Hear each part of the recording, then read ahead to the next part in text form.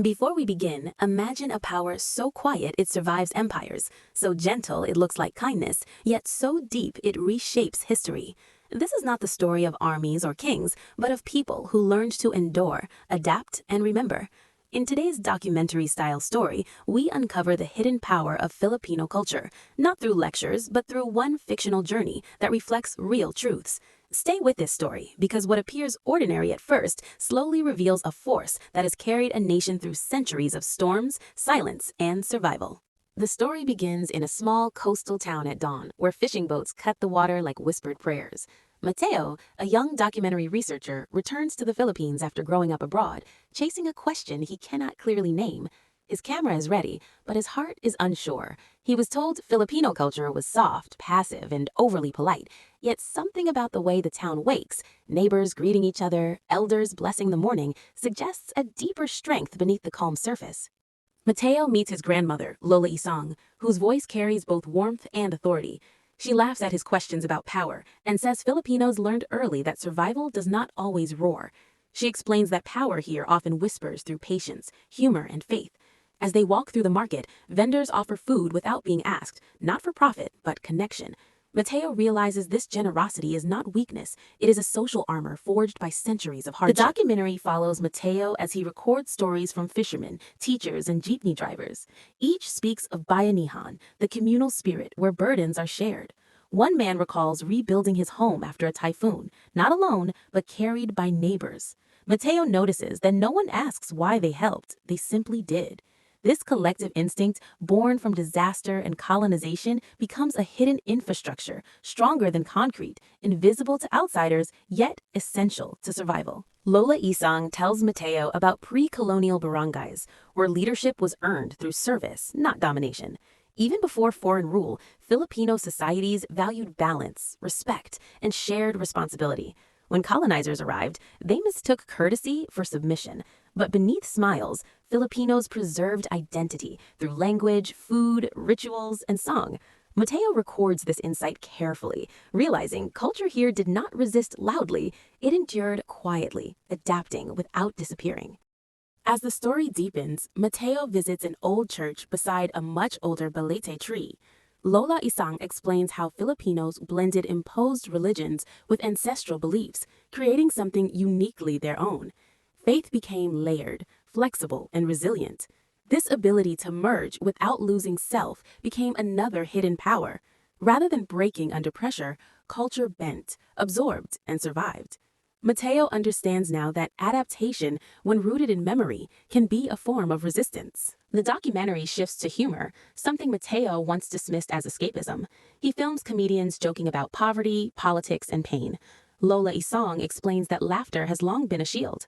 During colonial rule and dictatorship, humor allowed truth to slip past fear. Jokes carried critique when words could not. Mateo realizes that humor is not denial. It is a coping mechanism that preserves sanity and unity in the face of long-term struggle. Mateo interviews a nurse preparing to work overseas. She speaks proudly, not sadly, about leaving family behind. Lola Isang later explains the concept of utang na loob, a deep sense of gratitude and obligation. Overseas work is not abandonment. It is sacrifice for collective uplift. Remittances build homes, educate siblings, and sustain villages. This transnational network becomes another invisible power. Filipino culture extending beyond borders while remaining rooted in home. The story pauses at a family dinner where conversation overlaps and laughter fills the room. Mateo notices how decisions are discussed collectively, even small ones. Individual desires bend toward family consensus. To outsiders, this may seem restrictive, but Lola Isang explains it creates resilience. No one truly stands alone. In times of crisis, family becomes a safety net stronger than any institution.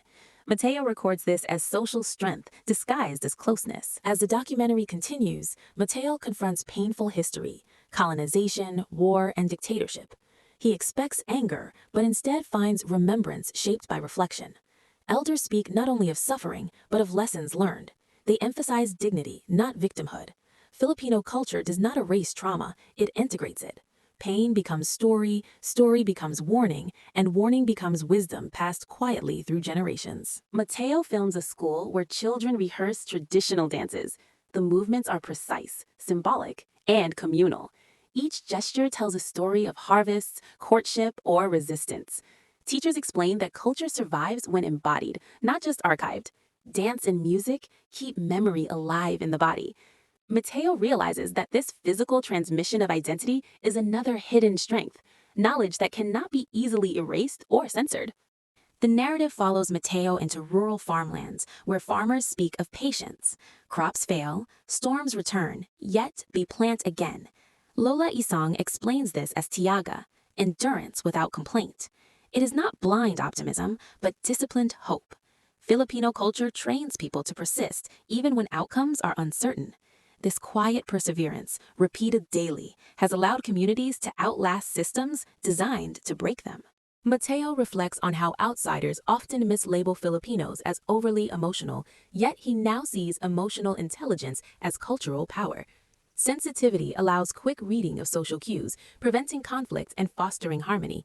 Empathy becomes a survival tool in crowded, resource-limited environments. The documentary reframes emotion not as fragility, but as adaptive intelligence refined over centuries of communal living. The story introduces a former activist who survived imprisonment during martial law. He speaks calmly, without bitterness. He credits culture for his survival: songs sung softly in cells, shared prayers, whispered jokes. Filipino culture, he says, taught him how to remain human when systems tried to reduce him to silence. Mateo listens, realizing culture can protect inner freedom even when outer freedom is stolen. Halfway through the film, Mateo acknowledges his own transformation. He arrived searching for content, but found connection. He recognizes that Filipino culture's power lies in relationships between people, past and present, land and memory. It is not centralized, which makes it hard to destroy. Power dispersed through everyday life becomes almost invincible. The documentary turns to food as storytelling. Each dish carries history, colonial influence, local adaptation, and familial signature. Recipes are guarded yet shared, evolving without losing essence. Lola Isang explains that cooking teaches patience, care, and remembrance. Through food, culture feeds both body and identity.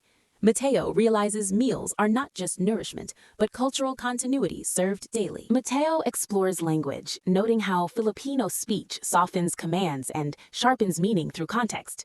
Respect is encoded in grammar. Elders explain that language trains behavior, reinforcing humility and awareness. Even borrowed words are localized, bent to Filipino rhythm. This linguistic flexibility mirrors cultural resilience, absorbing influence while maintaining core identity. The story highlights resilience after disaster.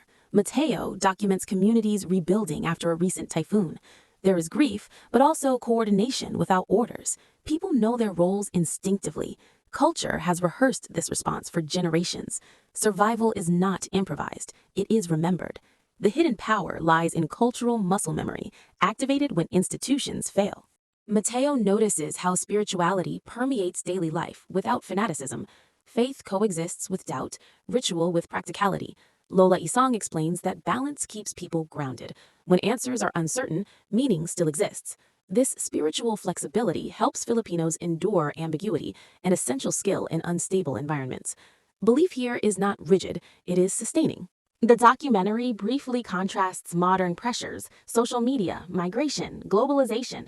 Yet Mateo observes culture adapting again. Traditions migrate online, values encoded in memes, humor, and digital communities. Filipino culture proves it does not require isolation to survive. It transforms, carrying its essence into new spaces without losing depth. Mateo interviews young artists blending tradition with innovation. They speak of honoring ancestors while questioning the present. Culture here is not frozen, it is conversational. Respect for elders does not silence youth, it contextualizes them. This dialogue across generations becomes another hidden power, preventing cultural stagnation. The story returns to Lola Isang, who reminds Mateo that power is often misunderstood. Filipino culture was shaped under watchful eyes, learning how to exist without drawing attack. It learned subtlety, patience, and timing. Like water, it flows around obstacles, slowly reshaping even stone. Mateo realizes this metaphor defines the culture perfectly. As filming nears its end, Mateo reviews his footage. He sees patterns: sharing, adapting, enduring, remembering. None are loud, yet all are effective. Filipino culture does not dominate. It survives, connects, and heals. Its power is relational, not hierarchical. This makes it difficult to exploit and impossible to erase completely. Mateo narrates that the world often celebrates aggressive power, overlooking quieter forms.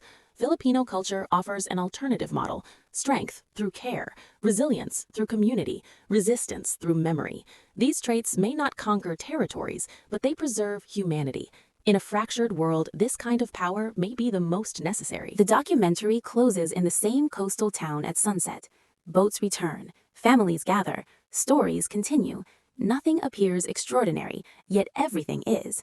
Mateo finally understands that Filipino culture does not announce itself. It lives in repetition, in daily acts of care that quietly outlast chaos.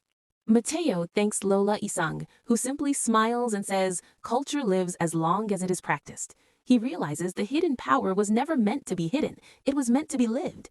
Cameras can record it, but only participation sustains it. The final narration emphasizes that Filipino culture's strength lies in its refusal to break. It absorbs pain, transforms it, and continues.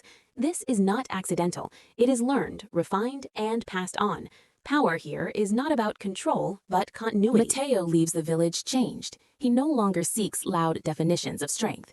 He carries with him a quieter understanding, one that values connection over conquest, memory over dominance. The documentary becomes not just a film, but a testament. As viewers, we are invited to look again at what we call power. Filipino culture challenges us to see endurance as achievement, kindness as strategy, and community as force. These are not secondary strengths, they are foundational. The story ends where it began, with dawn, boats, and greetings. The hidden power of Filipino culture is still there, working silently. It does not demand attention, but it shapes lives, survives history, and waits patiently for those willing to truly see it.